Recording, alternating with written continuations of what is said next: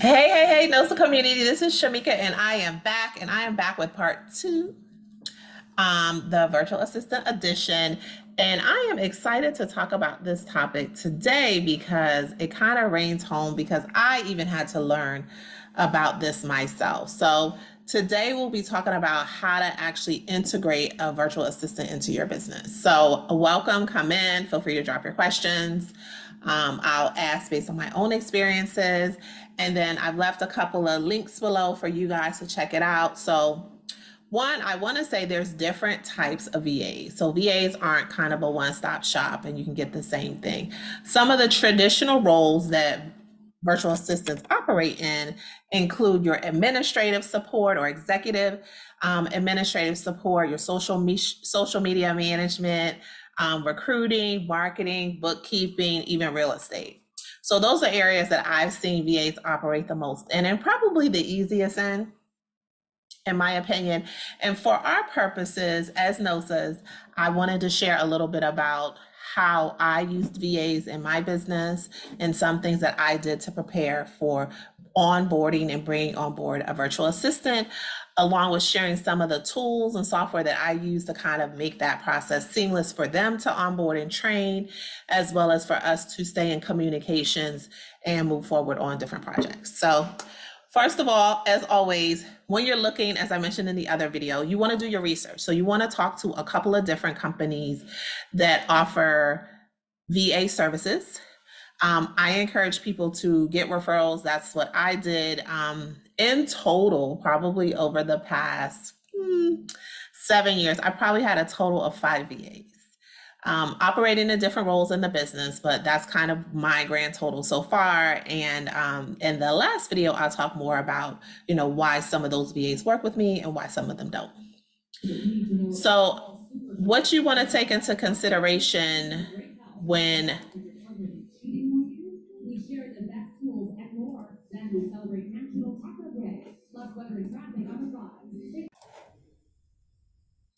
So when thinking about getting a VA, getting a referral helps you move forward in the process a lot easier. Referrals allow you to talk with someone who's worked with that person potentially, or maybe it's a third party who's worked with a company who can give you a little bit more insight. Always look up reviews, Google other platforms. They usually have reviews on their websites, are great places. Look for virtual assistant companies that have worked with your area that you're looking to get support in. So if you're looking for administrative support, look for VAs who specialize in administrative support VAs, or healthcare or recruiting or marketing or sales or whatever area, bookkeeping, that you may have the need in. Do compare and contrast. So you want to look at what's out there, what they offer, and what you're looking for. So you want to kind of compare each package. I encourage people to do demos, which is something a lot of VA companies do, where they kind of do demo presentations about what they offer, what makes them different.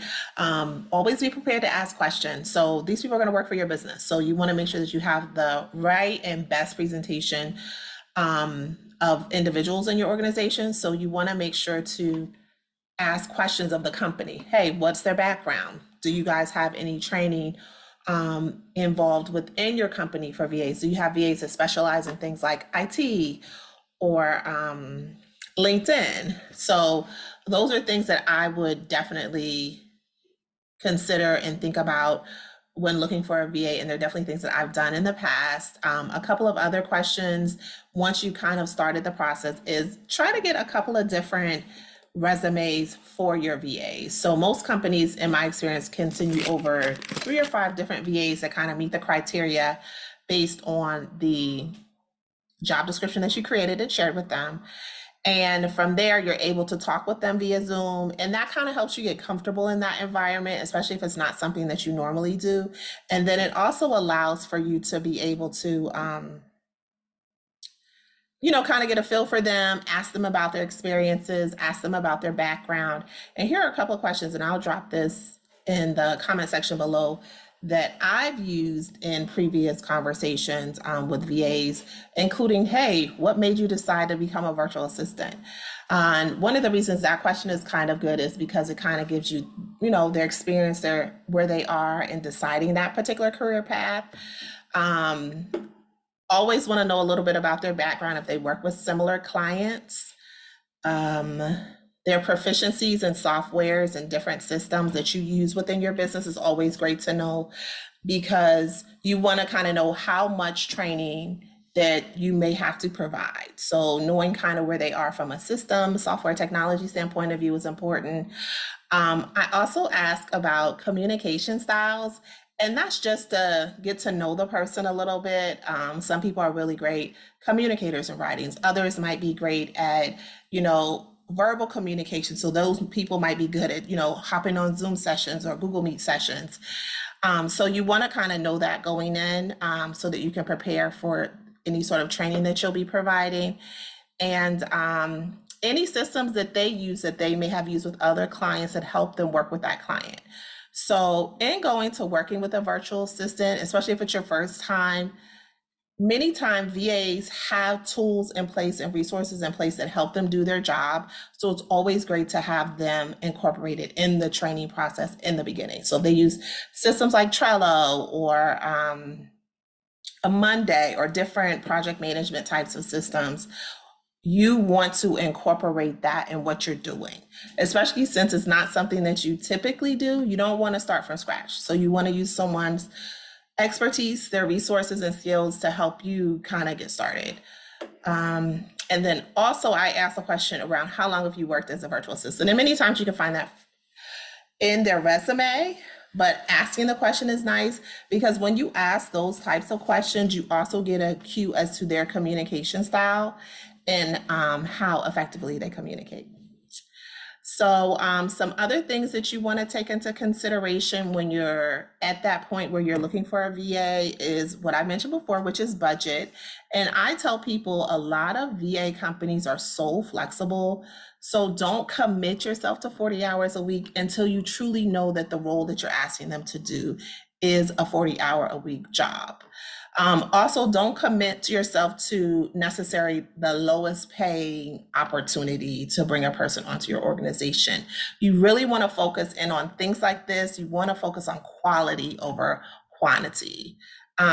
Because at some point you want to be able to allow the person to operate independent of you so that they'll be a representative of you just like any other person within your organization.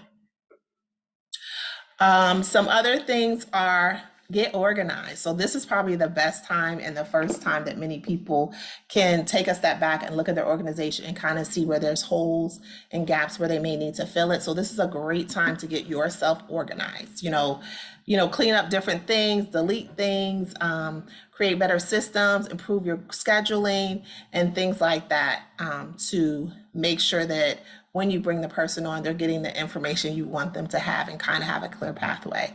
The other thing is I talk with the organization or company about performance and expectations. It's important in any role to make sure that there is a time that you evaluate the performance.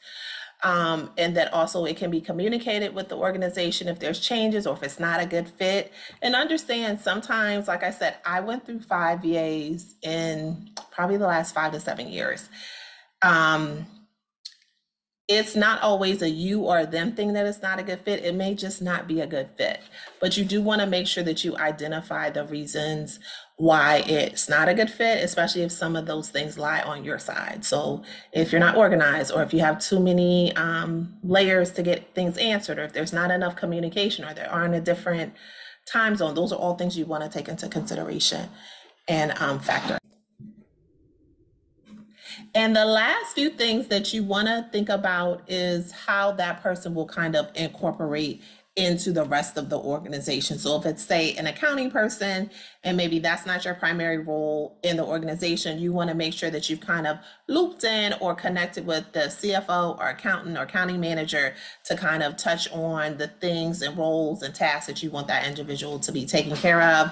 This can also apply in instances where you're having them work with marketing team or a sales team or anything of that nature. So you always want to make sure that when you bring them on, they also go through a similar orientation that you would typically see on the clinical side of things, and that they're able to kind of get a good understanding of the core values of your organization, along with their role, especially if their role isn't working directly with you, the CEO, COO of that organization. So, as I mentioned, this is the second part of our 3-part series. We'll be putting out the third part on Friday, how to fire your VA. And that'll be an exciting topic because it's not going to quite be what people think it's going to be, but it's definitely going to give you tips on kind of terminating that relationship if you need to, but also give you some information about how to prevent yourself from getting there. And I touched on it already when I talked about the performance piece, as well as understanding steps and processes that you should take once you kind of reach that point where you feel like that relationship needs to terminate, so that you're not starting over again when you bring on more virtual assistants into your organization. And I'll go into detail, but what I mean by that is if you decide to let someone go, and this didn't really apply in any setting, but specifically in a virtual setting, you want to make sure that you gathered enough information about what it is that they're doing, tasks, especially if they're not working directly with you, passwords, things of that nature, and then allow them to work to whatever point that you decide that things end, so that when you bring on another person, if you don't have the situation where the previous person can orient the new person, that you're not kind of starting at ground zero. You don't have the information, you're not sure about where things are located, and then you're kind of putting yourself and your business a few steps back. So check that out. We also have here on the YouTube channel some information about using one of the platforms that I like to use, which is Trello. There's other platforms out there that are similar project management types of platforms that you can use. Sometimes they're free or paid. I also am using WriterMe, which is really good in that it allows VAs to start working on writing in the way that you would as if you were the owner or the marketing manager, accounting manager, whether it's business emails or if it's campaigning or marketing emails or welcoming emails, so that the language is consistent, whether you're preparing it or someone else is preparing it, that the messaging and language is consistent across individuals. And then also a few other platforms, and like I said, I'll share it here, that I like is, of course, G Suites. Like, you need to have some sort of G Suite, Office 365 platform. And then I also use a social media metaverse creator. So that's helped. So I use that in addition to a CRM, which is Thrive, and they also have some social media pieces into it. But I've left that information there for you guys in the comments to check out. As always, thanks for jumping in and hanging out with us this evening. We're talking about virtual assistants. I think this is a great time for people who are thinking about it or interested in having a VA join their team to check out this series and get some information to make sure that you find the right person and the right fit. Thanks.